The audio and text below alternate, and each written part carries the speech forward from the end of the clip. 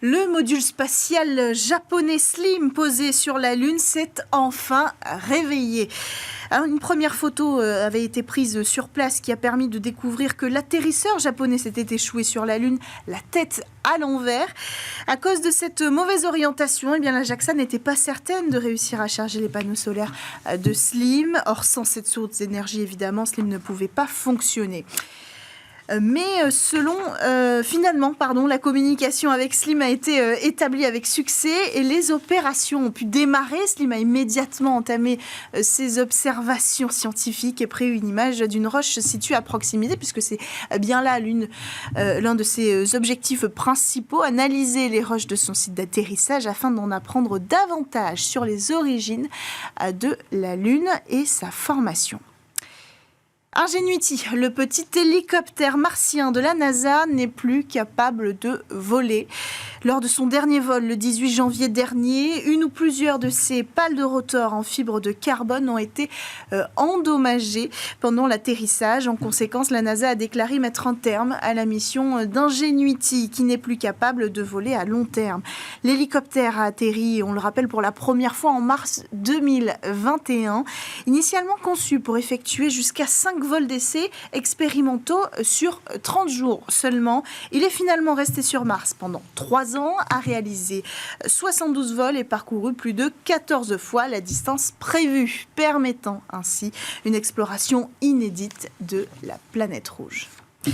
Dernière actualité, l'Iran a envoyé ce dimanche pour la première fois simultanément 3 satellites dans l'espace. Selon les médias officiels iraniens, les satellites ont été lancés à l'aide de la fusée Simorgh, développée par le ministère de la Défense iranienne. Un satellite de 32 kg et 2 nanosatellites de moins de 10 kg ont été placés à une orbite minimale de 450 km. Alors les 2 plus petits engins étant officiellement destinés à des essais de fréquences de communication et de technologie de géolocalisation. Mais alors pourquoi lit-on partout cette semaine que la tension monte d'un cran dans l'espace? On va poser la question à Jean-Daniel Testé qui est en ligne avec nous, président d'Agena Space et consultant en sécurité dans l'espace. Bonjour Jean-Daniel Testé, bienvenue dans cette émission. Que représentent ces lancements finalement en matière de géopolitique? Bonjour. Comme d'habitude, pour ce qui concerne l'Iran, son programme spatial, en tout cas son programme de lanceur, est essentiellement drivé, si je peux m'assumer ainsi, par le développement de missiles balistiques. Donc, ce qui est inquiétant, en fait, c'est que après 5 échecs successifs de cette fusée Simorgh, ils ont finalement réussi un premier lancement et la mise en orbite. Mais la mise en orbite, comme vous l'avez très bien dit, est anecdotique. 3 petits satellites, il s'agit de 3 CubeSats. Donc, c'est pas un exploit et c'est pas des satellites qui ont des missions majeures. C'est des missions certainement expérimentales pour tester quelques petites technologies. Ce qui est plus préoccupant, c'est le succès du lanceur, puisqu'il y a beaucoup de communauté entre ce lanceur Simorgh et les lanceurs de portée intermédiaire balistiques que développe par ailleurs la défense iranienne.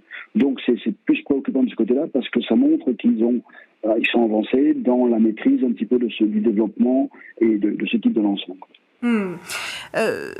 Comment on justifie légitimement l'inquiétude européenne, parce qu'on peut se dire que c'est un développement technologique légitime? Alors la légitimité, elle s'exprime forcément par rapport à un droit global et en fait aujourd'hui l'Iran contrevient à des règlements internationaux relatifs à la prolifération des armes de destruction massive. Typiquement, un missile balistique est potentiellement porteur des armes d'armement de destruction massive. Donc on est dans cette logique-là, c'est-à-dire que l'Iran est un pays aujourd'hui qui prolifère puisqu'il va se doter de cette capacité qui est aujourd'hui prohibée par les instances internationales. C'est pas le premier lancement. Ces derniers mois, il y avait déjà eu un lancement de l'Iran. Est-ce que la prochaine étape, c'est d'établir clairement les possibilités iraniennes en matière de défense, voire d'attaque spatiale? Est-ce qu'on est déjà en mesure de le dire? Je pense que c'est plus complexe que ça, dans le sens où le lancement précédent est un lancement qui, lui, avait été fait par le ministère de la Défense, c'est un succès aussi, alors que celui-là est plutôt présenté comme un essai, à but civil.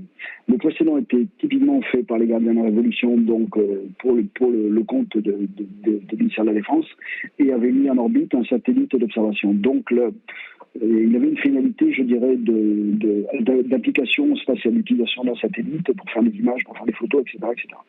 Là, on est dans une autre logique, on est dans le développement d'un missile balistique, on va dire, de portée intermédiaire. C'est-à-dire qu'aujourd'hui, ce que l'on considère, c'est que les missiles balistiques iraniens ont une portée entre 1500 et 2000 km maximum. Franchir cette étape, être capable de délivrer une charge utile d'une centaine de kilos globalement, si on englobe les trois charges utiles, ça fait un peu moins de 100 kilos, être capable de le délivrer à 450 km d'altitude, ça veut dire que le vecteur, s'il est transformé en missile balistique, double potentiellement sa portée par rapport à celle qui était aujourd'hui acquise avec les missiles de courte portée iraniens, comme je l'ai dit, 1500 à 2000 km. Aujourd'hui, on passe dans des missiles qui ont de portée intermédiaire, qui est plutôt de l'ordre de 3500 à 4000 km, avec ce genre de capacité.